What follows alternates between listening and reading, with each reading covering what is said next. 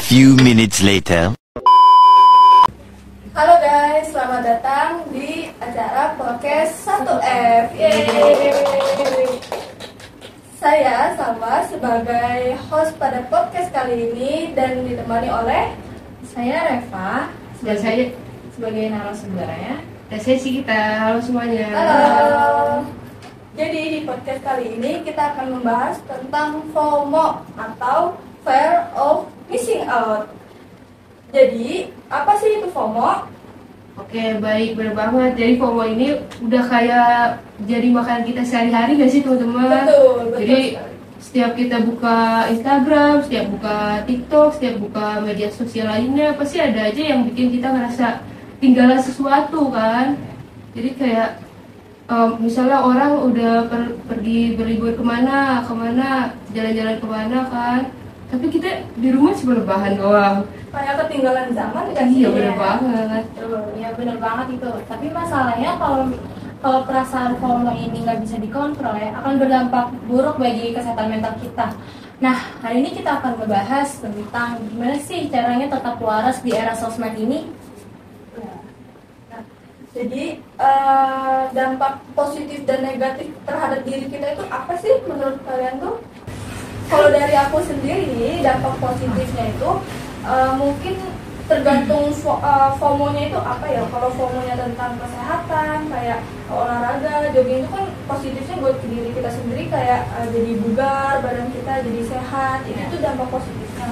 Kalau dampak negatifnya itu yang mungkin bikin kita jadi merasa insecure gitu kan, terus kayak ketinggalan zaman banget nih, contohnya kayak si itu kayak gini, kita harus kayak gitu juga. Nah itu kan dampak negatifnya, merasa insecure kan ke diri kita. Nah kalau menurut kalian tuh apa sih dampak positif negatifnya? Nah, bener banget sih itu yang dibilang Salwa ya.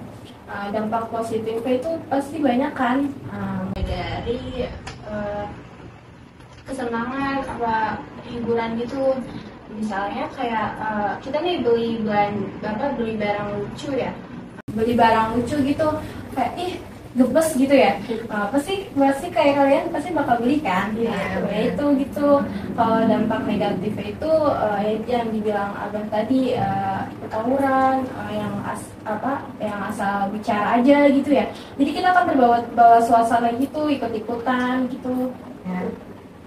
Nah, kalau menurut aku dari dampak positifnya tuh kayak kita jadi punya kesenangan baru nggak sih? Jadi kayak kita bisa mencoba hal-hal yang baru, tren baru kan. Jadi kita nggak nge-stuck di situ-situ aja. Tapi kan itu juga bisa bikin jadi sisi negatifnya dong. Pasti kayak kita keluar dari zona nyaman diri kita sendiri. Jadi kita nggak jadi diri kita sendiri gitu. Menurut aku juga FOMO bisa mengupgrade diri kita juga ya. Iya. Kayak misalkan diri kita yang jadinya pemalu, misalkan ada tren yang ini, kita jadi lebih terbuka sama diri kita sendiri. Terus pembahasan selanjutnya, pernah nggak sih kalian tuh mengalami hal FOMO? Kalau pernah, boleh dong ceritain sedikit biar teman-teman atau dan yang lainnya tahu gitu kalau kalian pernah mengalami hal FOMO. Aku pernah sih.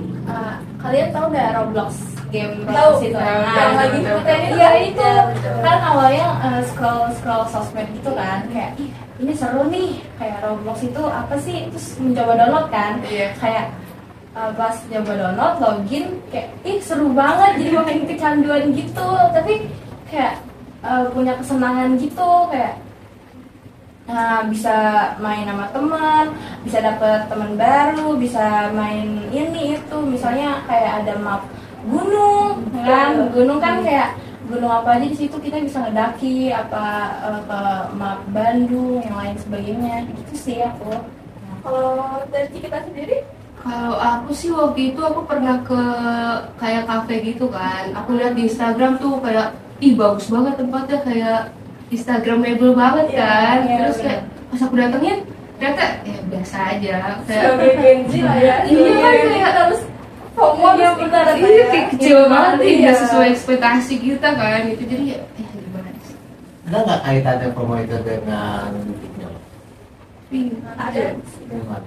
Kalau So, karena ada FOMO, takut ketinggalan tren, maunya selalu aktual, padahal duit terboga. Maka jalan satu-satunya kan minjem. Iya. Gimana? Kamu ngalamin nggak minjem online itu? Enggak apa. Kita masih dari aman. Iya, dari aman. Ya, Pinjam berarti nggak deh? FOMO sih boleh ya, tapi yang seperti saya katakan FOMO itu tentu mengarah ke yang positif. Iya. Misalnya ada teman wah ini, misalnya katakanlah sekarang Anda sudah mulai berani berdiskusi, ya, terus kemudian lihat yang sudah, oh dia tuh berani tuh ngomong, aku juga nggak mau ketinggalan, bagus tuh ngomongnya, nggak mau ketinggalan untuk hal yang positif. Ah teman saya itu IPK-nya 3,9, masa saya kan bisa sih, dia makan nasi sih juga makan nasi kan gitu kan, artinya kita yang seperti itu boleh. Tapi kalau misalnya ada barang baru, si kita ini HP-nya baru, mahal nih, tapi Reva pengen juga ini, tapi nggak punya duit, ya, supaya takut kalah gengsi, ya pinjol lagi. Orang seperti itu ya. Ini yang katakanlah nggak mendukung, malah negatif. Apalagi kira-kira yang kaitannya dengan sekarang juga lagi marah seperti pinjol, seperti apa gitu. Ada lagi nggak? Yang kemarin sempat viral itu juga kayak boneka Labubu, kalian tahu Iya, nggak? benar, tahu, Iya, tahu, iya, ya. ngetren banget kan. Sampai luar negeri pun ada gitu yang jual. Nah, kalau dari sisi positifnya itu mungkin buat diri kita kesenangan pribadi sih ya, mau mengoleksi kayak boneka lucu gitu. Boneka Labubu apa sih? Apa itu?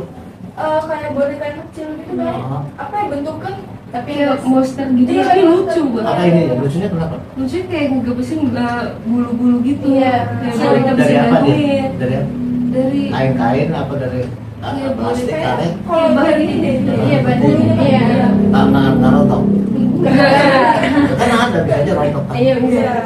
Nah, apa ininya lucunya kenapa dia?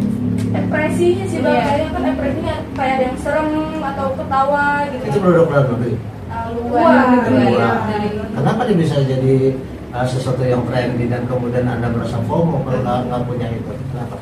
Kalau setahu aku sih dari awal tuh kayak ada artis gitu ya, Mbak, artis yang beli boneka itu. Oh, iya, Iya, negeri. iya. Nah mungkin artis itu kayak menyebarluaskan si boneka itu, jadinya kita yang dari kalangan Gen Z atau yang lainnya itu Iya.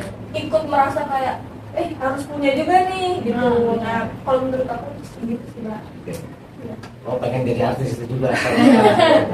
Dia itu punya Udah masa itu tinggal. koleksi itu Iya, masih. koleksi. Siapa kalau udah menjadi FOMO artinya Anda kalau nggak punya itu merasa ketinggalan zaman gitu. FOMO kan larinya ke situ. Iya. Namanya aja fear of missing out, takut ketinggalan. Kalau nggak punya itu, aduh, kampungan banget kali. Kalau nggak punya itu kayaknya jadul lama gitu. Sampai merasa seperti itu ya, berarti kan menarik banget barangnya. Sampai sekarang tuh masih. Udah enggak sih. Tapi sekarang banyak kayak varian baru gitu. Bang. Iya, Iya, iya. Tapi masih itu juga, masih boneka juga. Iya, masih Iya. boleh sebenarnya. Kenapa nggak boneka Dracula sekali? Enggak lucu dong, Bang. Malah serem. Iya, benar, Mas. Apa lagi yang sekarang barunya? Sekarang gamenya.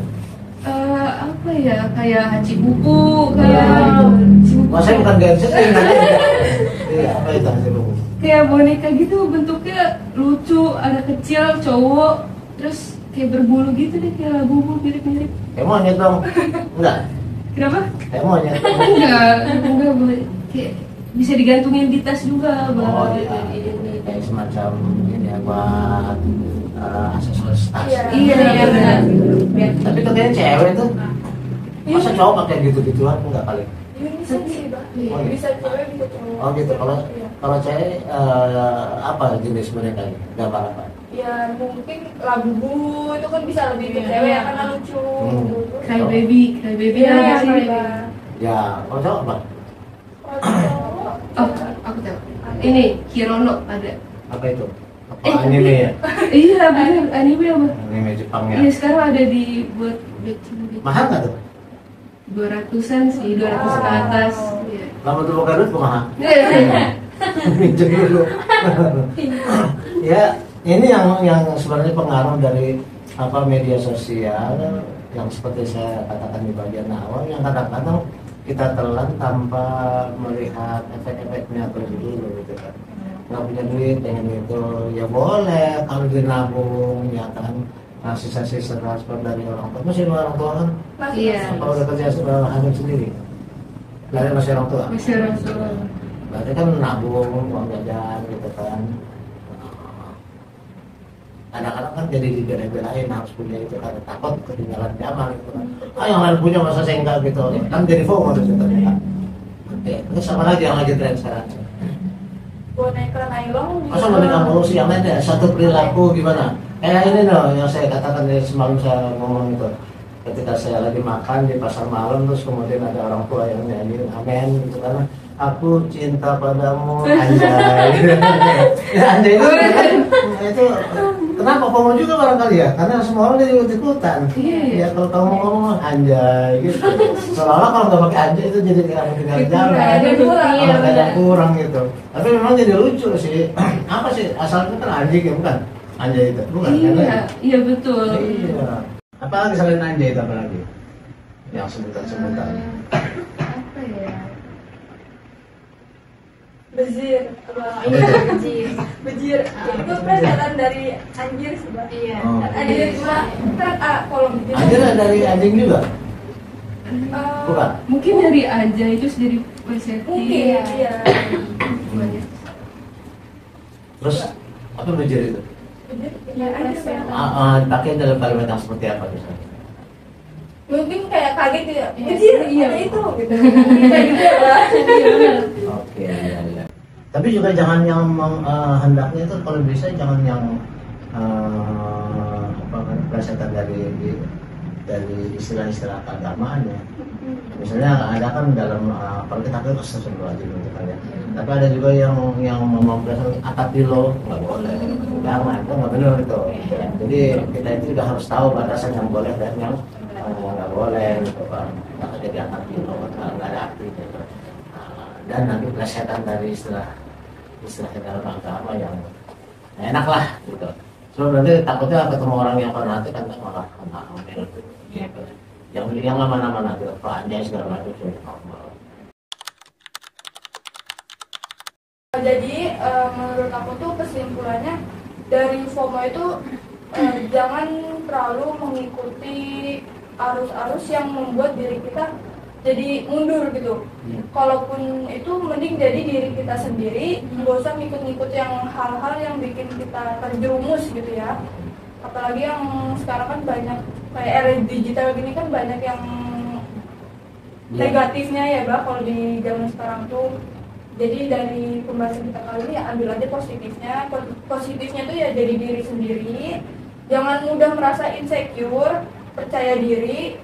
Dan itu aja sih menurut aku. Ya kembali kesimpulannya yang harus saya tekankan bahwa ya remaja Gen Z ini hendaknya terbuka dalam masalah informasi dan tentunya ya jangan malas baca buku. Jangan malas baca buku. Mungkin kalau baca buku terlalu panjang bisa dari channel-channel YouTube yang positif kan banyak gitu. Bagaimana perkembangan ini, perkembangan itu. Tapi juga di YouTube jangan dilihat hanya lagu ataupun hanya katakanlah konten-konten yang sifatnya ya cuma hiburan pengetahuan kan banyak konten yang sifatnya juga jadi sumber pengetahuan ya. Jadi saling mendukung. Saya sendiri kan selalu katakan kalau saya ditanya tentang saya ngajarin kamu Pancasila lalu ada nanya bang punya buku apa sih baca aja buku apa selalu baca buku A mereka baca buku B cerita baca buku C tapi kita kemudian antara buku itu kan pasti ada isinya beda-beda.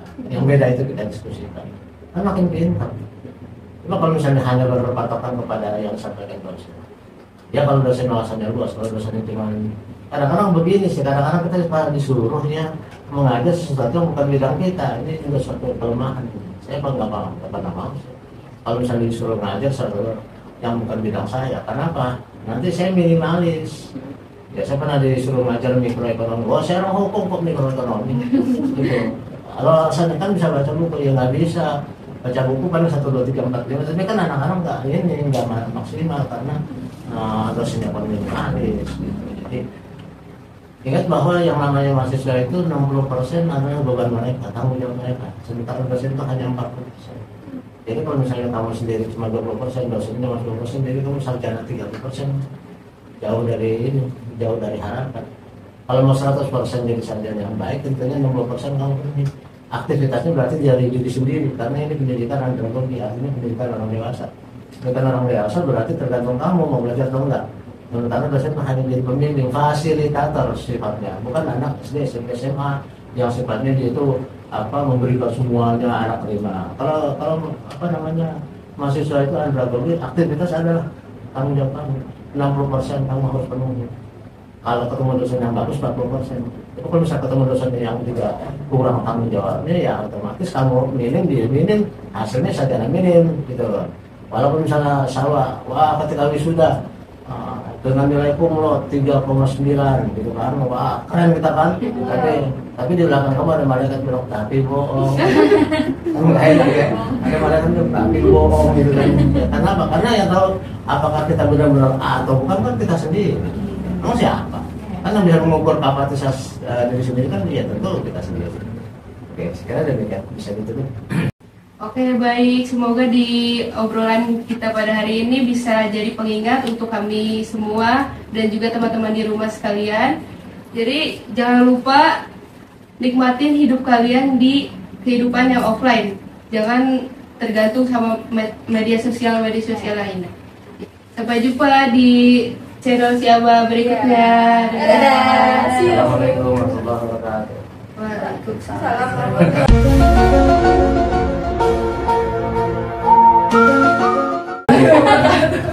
Masa ditutup dengan dibuka dengan salam nggak pakai? Oh iya.